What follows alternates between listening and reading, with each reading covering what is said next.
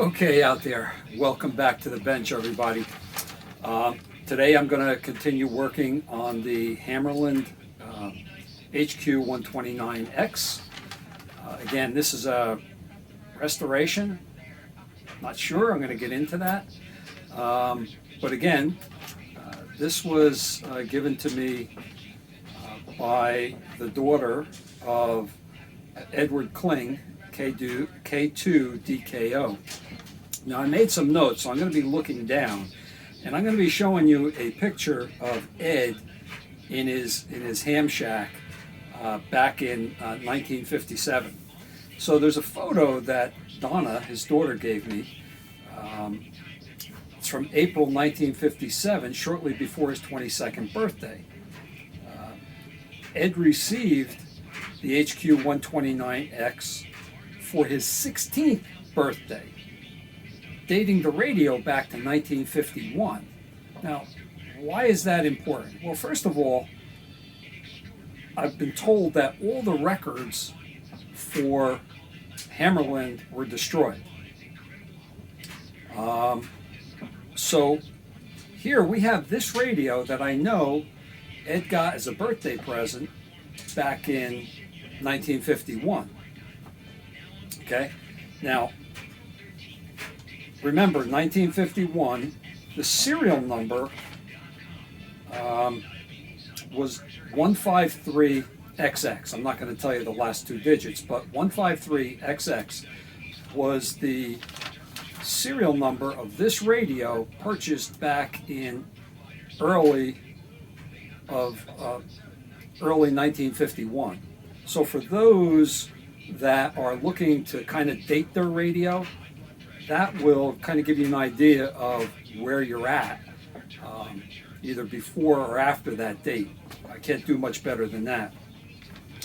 Interestingly, this radio, I need to refer to my notes. In 1953, the FCC approved the 15-meter band for amateur radio use.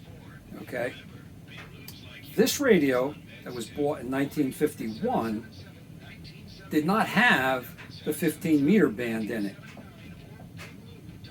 So my thoughts is that late 52 into 53 models, they added the 15-meter band on the band spread. Now you could also buy, from what I've understood from the internet, is they also offered that 15-meter band spread as a kit that you could add into the older radios. Okay. Again, this goes back to this radio. I'm sure you can hear it in the background. Hopefully that didn't obliterate my speaking. But again, this serial number, early 1951, does not have the 15-meter band. So my thought process is, if you have an early serial number with a 15-meter band in it, that was added into the radio afterwards. Okay? So a little bit about Ed. Ed received his, well, I'm not sure if it was in 52 or 1953, but in the 1953 amateur radio call book that I found online, Ed's listed as KN2DKO. The N stands for novice, which you had to upgrade. I believe it was within 1 year. So in the spring call book of 1954, Ed's call is listed as K2DKO. Okay, which means he upgraded to the general class license by 1954. Just some history. I'm going to show you some pictures of, I'm going to have to edit them in, of Ed with this radio, his actual ham shack. It was this radio, the Johnson Viking 2, I believe, transmitter, and Johnson Viking VFO, which I also have, that will be restored in upcoming videos. But I got a dilemma, okay? And this is something here. This radio is working. It's not working perfectly, but it's working. Looking inside the radio, nothing has been touched. There are no capacitors changed. There is absolutely no work has been done to the inside of this radio. So what do I do with it? I mean, this radio is 73 years old and the electronics have not been touched. So do I clean up the outside of the radio, make it look pretty, back the way I would do anyway, and keep it as a shelf queen and never use it? Well, I'm a radio guy and I like to use the radios that I have. So at the very least, 2 capacitors in here are from line to ground, okay? Also 73 years old. If they short and damage the transformer, then it's going to be very difficult to find another transformer. And at that point, even if I do, the radio is no longer all original. As a matter of fact, if I change those 2 capacitors, leave everything else the same, then once I've changed them to make it safe, the radio is no longer original. So what do? That's my problem right now. I'd like to know your thoughts on this. What would you guys do? But in the meantime, I have ordered all of the capacitors, and I've got enough resistors that if I had to, I could replace every capacitor and resistor in this radio, should I decide to go in that direction. If I don't, those capacitors and resistors will be used in other radios that I restore. So I'd like to hear your thoughts. But in the meantime, what I'm going to be doing is I'm going to put the radio back down on its base, okay? I'm going to take all the tubes out, test all the tubes. I'm not going to show you testing tubes. I'll let you know if any of them are bad and what I find. And then I'm going to take all the knobs off of the radio. Now, I'm a little OCD, so those knobs are going to go, even though they're all the same, they're going to go back onto the exact position that they came off of. Okay, sounds crazy, but yeah, that's what I'm going to do. And then I'm going to take the front panel off.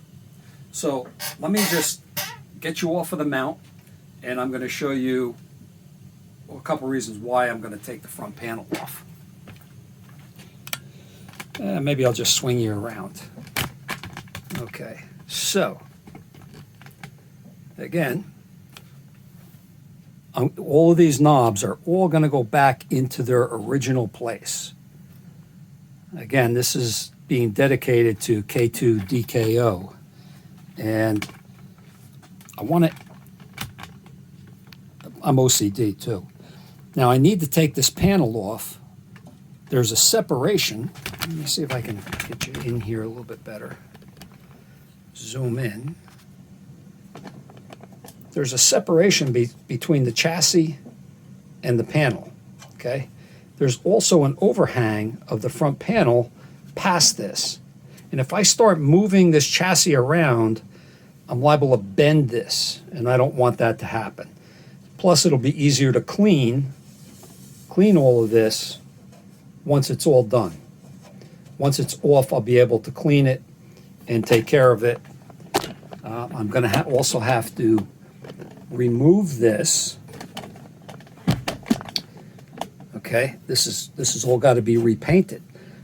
Problem is, these numbers are painted on after. You see those numbers there? They are painted on top of this, so I can't paint over these. But I want to get this all cleaned up. You can see it's brass showing. And that's where I'm at. So that's what I'm going to start doing.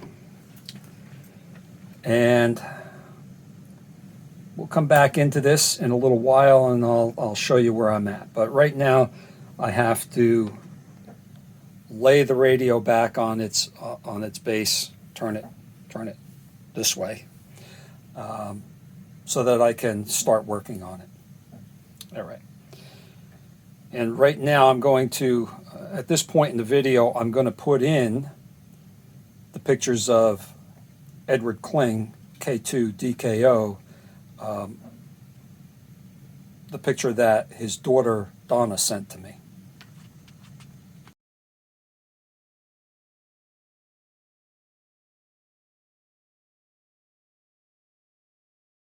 Okay, well, I've got the tubes out, and at least 4 of the tubes that were in here are dated 1952. Again, I don't know the exact age, but there are other tubes that I can't date because I don't know all the date codes. Oh boy, that's tough. Got the knobs off. Now, in order to get this front panel off, I have to take all of these off.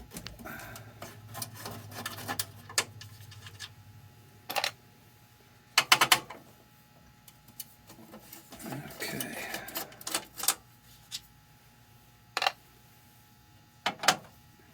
Headphone jack. Now, just this one.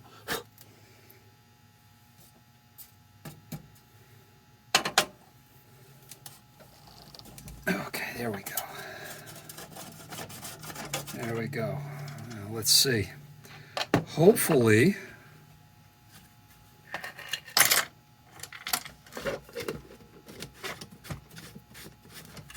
we'll be able to lift this panel off. The meter is connected. All right, I got to move you guys around here.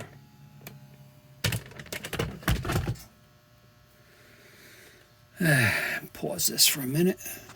All right, as you can see, the meter is connected to the panel. I know some of you were watching this and probably saying, hey, dummy,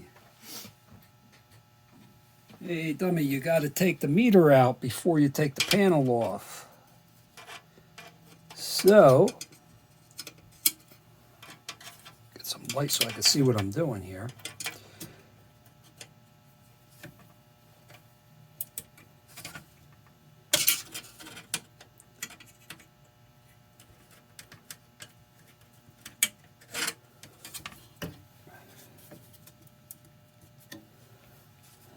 All right, well, and considering I've never taken one of these apart, I have no freaking clue. So just bear with me here, guys, while yep, there's a nut on the bottom, no wonder. Can't loosen something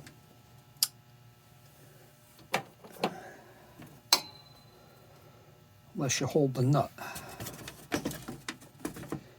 And you don't want to bend these. So, what I'm going to do is I'm going to take the wires off.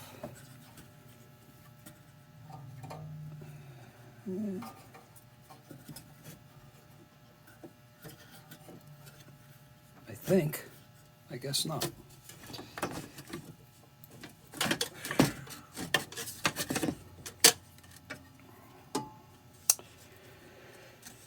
All right, let me pause you again before I say something I shouldn't on camera. Okay, so the meter had to be removed. Okay, I had to get that meter out of there so I could get the panel off. The bulb that lights up was in the back. That just unplugs. Okay, so now I have this clear. Let me back up a little bit here. Now I can spend some time cleaning this, but for right now, this is it for today. Again, everything's done slowly, meticulously. Put up there so it doesn't get damaged. And you definitely want to be careful around these plates. You don't want to damage them. All right. So this frees it up. I'll be able to, yeah, I dropped the washer down inside there. I have to get that out. But that's it for tonight, guys and gals. Yeah, won't be long. We'll have this back spick and span again. Again, this has got to be, I got to see if I can clean that up and repaint those bells. Hopefully I can do it. I'm going to have to take it off of there, I guess. Yeah, that'll have to happen. See, yeah, it's all part of that. We'll see. Maybe I can cover everything, sand it, cover everything with tape and paper and spray it in place. But that's it. Thanks a lot for tuning in. Look forward to seeing you all again next week. Again, this is Fred B. Radio. Hit that subscribe button. Click like and leave some comments. Those that leave comments know that I answer them. Alrighty, guys. Take care.